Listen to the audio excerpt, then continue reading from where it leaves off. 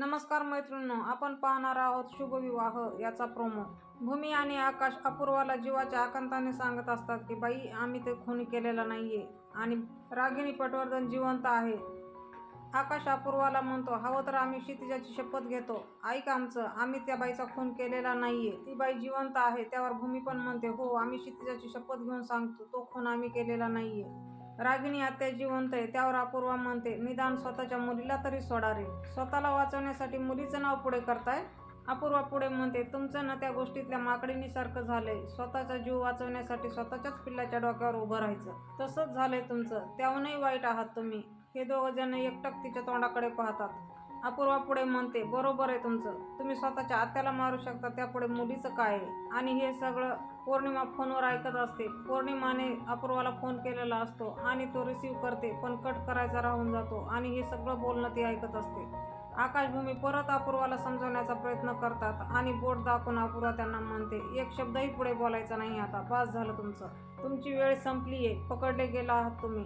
अपूर्वा पुढे म्हणते, आता तरी सांगा, ती वृद्धाश्रमातली बाई कुठे आहे, पकडले गेला आहात तुम्ही आणि त्या बाईचा अजूनही तपास लागलेला नाहीये। त्यावर आकाश म्हणतो, आमचा काय संबंध, आणि भूमी म्हणते, आम्हाला खरंच माहिती नाहीये त्या बाईबद्दल।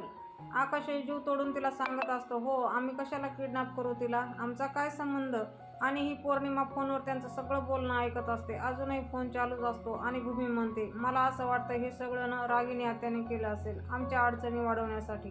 भूमी पुढे म्हणते, तू एक काम कर, तू रागिनी आत्याला शोध, त्यांना पकड, ती बाई आपोआप सापडेल तुला। आकाशही मान हलवून तेच बोलत असतो आणि अपूर्वा म्हणते, मला तुमच्या शब्दांवरती विश्वास नाहीये। अपूर्वा दोघांनाही बोट दाखवून म्हणते, आता बघा, नाही तुम्हा दोघांना फासावर लटकवलं ना तर नावाची एसीपी अपूर्वा पुरोहित नाही। अपूर्वा तिथून त्यांना धमकी देऊन निघून जाते आणि हे दोघं जण अपूर्वा अगं ऐक, आम्ही काही केलेलं नाहीये असं म्हणत राहतात आणि ती न ऐकता पुढे निघून जाते। काही हवालदार त्या दोघांना धक्के देत मागे सरकवतात आणि म्हणतात, तुम्ही गपचूप बसा इथे। भूमी आकाशला म्हणते, आकाश अरे बघ ना, तू तरी सांगण्याचा प्रयत्न कर ना। आणि ते हवालदार काही एक ऐकण्याच्या परिस्थितीमध्ये नसतात, ते म्हणतात, काही एक बोलू नका, गपचूप बसा इथे।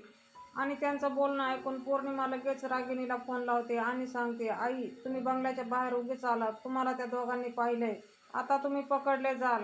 आणि इकडे अपूर्वा फिरून पोलीस स्टेशनमध्ये येते। त्यावर भूमी तिला म्हणते, अगं तू आमच्यावर विश्वास ठेव, तुला आमच्यावर विश्वास नाहीये ना, आपण ज्या रस्त्यानं आलोय ना त्या रस्त्याचे CCTV बघ, म्हणजे तुला कळेल की रागिनी पटवर्धन जिवंत आहे। त्यावर अपूर्वा म्हणते, गप्प बसा तुम्ही, मला तुमच्या कुठल्याही गोष्टीवर विश्वास नाहीये।